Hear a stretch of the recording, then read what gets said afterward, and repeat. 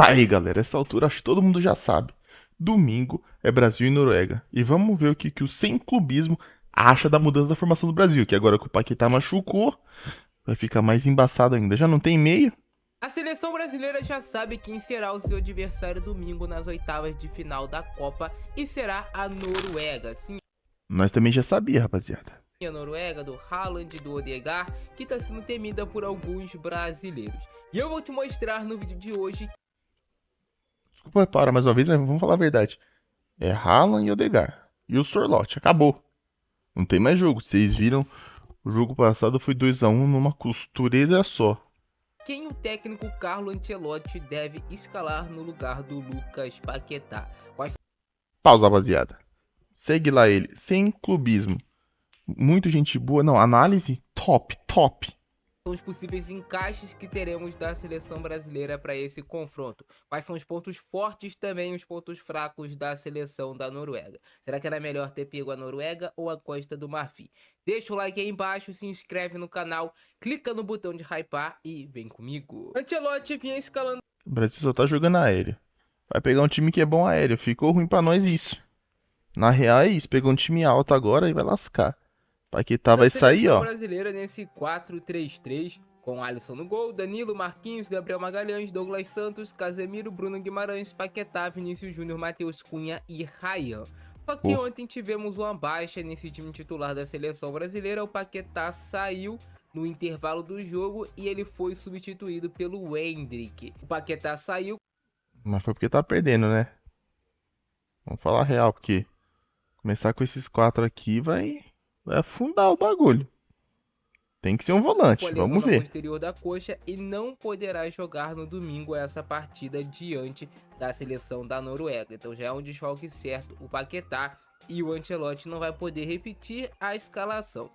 Com isso, temos algumas opções. A primeira opção que vem na cabeça do torcedor é essa, né? Ele jogando dessa maneira Não. aqui, tirando somente o Paquetá, Essa 4-4-2 não pode ser a primeira opção.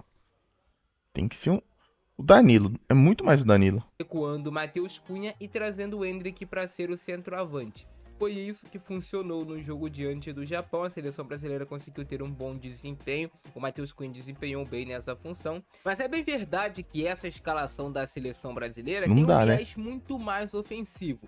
Talvez se o Brasil tivesse ganhando o jogo do Ah, Japão, não teria sido feita essa substituição. Talvez entraria no lugar do foi o que eu falei.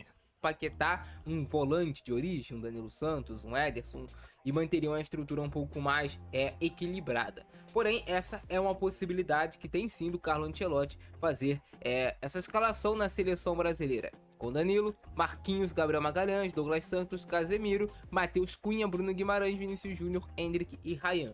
Se o Brasil quiser de fato ter mais a posse de bola, se o Brasil quiser martelar mais a seleção norueguesa, eu acredito que essa pode ser uma boa possibilidade. Até porque sabemos que na hora Vai tomar uma martelada. Vai ver só o que vai tomar. que a seleção brasileira precisar baixar o bloco, ele vai fechar com o Matheus Cunha, vai dar um pouco mais aqui de liberdade para marcar para o Vinícius Júnior e para o Endrick, que vai fechar esse 4-4-2 com Casemiro, Bruno Guimarães, Ryan, Endrick e Vinícius Júnior. Vinícius Júnior com menos obrigação de marcar, o Endrick podendo pressionar aqui um pouco mais, em momentos que a seleção brasileira baixar um pouco seu bloco. É bizarro, né? Pensar que o nosso centroavante mais alto é 1,70. Os caras.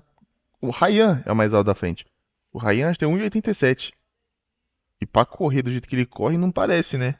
Parecia que ser outro baixinho no time. Mas aí se o Cunha baixa desse tanto, fica sem ninguém aqui na frente. Chutar a bola pra frente é perder a bola. De marcação. Então ele pode fazer isso porque o Matheus Cunha é um jogador completamente versátil e ele pode jogar de centroavante, ele pode jogar de meia, ele pode baixar aqui também para jogar nessa função, mas eu tendo em vista um jogo que a seleção brasileira terá mais a posse de bola, pode ser interessante a entrada do Matheus Cunha aqui com o Endrick jogando de centroavante. Só que também podemos ter a outra possibilidade, que talvez seja a mais natural, que é ele tirar o Endrick, né, no caso, não colocar o Endrick no lugar do Paquetá, manter o Matheus Cunha jogando como esse falso 9 e colocar o Danilo Santos, o Danilo do Botafogo, fazendo essa função do Paquetá. São jogadores canhotos que se assemelham bastante em função, assim a gente pode falar, os dois são uma espécie de segundo volante, e essa Não, mas o Paquetá é que ele toca curtinho, pá, pá, faz o time fluir. O Danilo é infiltração, por isso o Danilo tem tanto gol. Real Cunha vai sair do dentro da área, aí o Danilo vai passar correndo e o Bruno Guimarães vai dar o passe. E gol. Vai ser esse. Ó, salva, não, printa, põe nos comentários. Que minuto que é do vídeo? Nem sei. Gol vai sair assim. Depois vocês voltam aqui e falam: Desculpa, Gustavinho, você tava certo. Ou parabéns. É a mudança mais equilibrada. Se ele quiser trocar 6 por meia dúzia, ele pode colocar o Danilo Santos. A diferença, assim, de fato, é que o Danilo pisa muito mais na área e tem mais capacidade para ocupar os espaços e fazer gols. Então muda essa característica. Você vai ter também um jogador de mais pegada no meio de campo. O Danilo é muito mais marcador do que no caso se ele baixar o Matheus Cunha e colocar o Endrick. Então tem esses pequenos ajustes aí. Mas é uma decisão do Ancelotti. Se ele quiser ser um pouco mais conservador, ele pode vir de Danilo Santos, Casemiro e Bruno Guimarães formando um tripé de meio de campo. Uma opção mais ofensiva é ele colocar o Endrick de fato como centroavante e baixar o Matheus Cunha. E também tem a terceira opção, que seria ele não colocar o Danilo e colocar o Ederson, que foi convocado também. O Ederson é complicado, né? O cara chegou por último, tomar a vaga, vai ficar muito esquisito, não faz sentido. Porque o Ederson é mais do volante mesmo, aqui na linha de baixo, ele é meio burrão. É só na força mesmo. Então, ah, vai desconfigurar muito, vai ficar tipo dois aqui embaixo, Ederson e Casemiro e Guimarães aqui na frente. Só se o Brasil estiver respeitando demais. Mas eu acho que não precisa. Precisa ter atenção em três caras. Quem vai fazer o gol vai ser outro, mas só ter atenção em três. Bem, o Ederson é um volante de característica também parecida, similar à do Paquetá, só que o Ederson é mais um volante de condução. O Ederson conduz mais. O Ederson também tem essa característica de pisar na área. Então, assim, aí seria mais uma opção de peça do que de fato uma opção mais tática. Se for para uma mudança tática maior, eu acredito que seria dessa maneira aqui, com o Matheus Cunha e com o Endrick indo pro ataque. So I really want to improve my English, but to be honest, I don't have too much time. Like every day I go to work and I'm Talvez Voltamos. essa seja a opção que mais deixe o torcedor brasileiro representado, porque a gente vai pensar, o time vai mais pra cima, mas temos que pensar em um jogo como uma estratégia. Ah, rapaziada, quem 4-2 morreu em 1970. O Brasil jogou assim, ganhou e acabou. Nunca mais deu certo. Ninguém pensa assim. Não dá, é loucura. Mas existem essas possibilidades. Claro que muitos brasileiros pensariam que seria simples, só ele colocar, tirar o Paquetá e colocar o Neymar, só que aí ele mudaria completamente. Aí chapou de vez, né? Pô, Neymar, meu, Neymar tem que ser coisa de final de jogo mesmo. Falta ali, é um absurdo. Um corte, um chute, mas começar o jogo ele não vai aguentar, né? Não tem como. Infelizmente, muita festa, né? Muito. Viveu, né? O Milionei viveu, aí não tem como. Estrutura da seleção brasileira, ele teria que jogar talvez mais em um 4-2-3-1 com o Neymar sobrando aqui como um meia, ou até mesmo o Neymar lá de falso 9 e ele baixando o Matheus Cunha.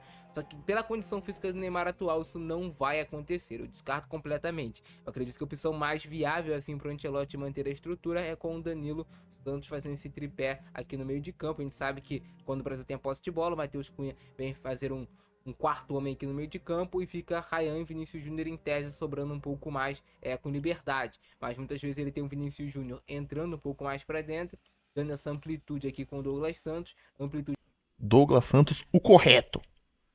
do outro lado com o Ryan, com o Danilo aqui também apoiando um pouco mais.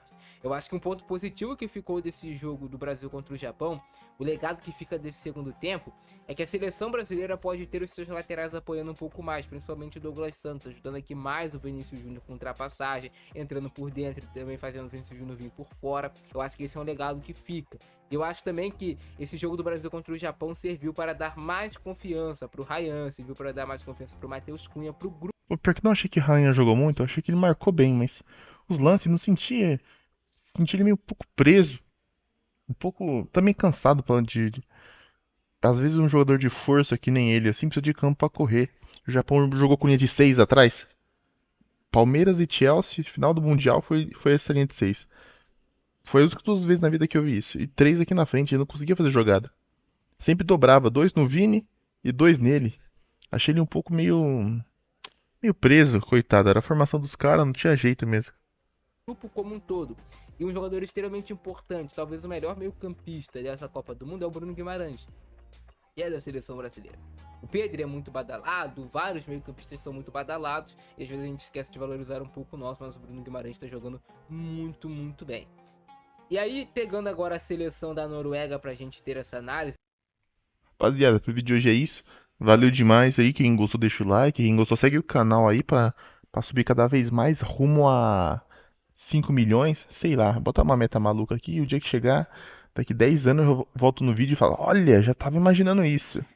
E um salve pro Sem Clubismo. Segue ele lá, rapaziada. Essa mesinha aqui dele é firmeza. Eu vou até perguntar como é que ele fez. No próximo vídeo eu vou trazer também. Valeu e falou!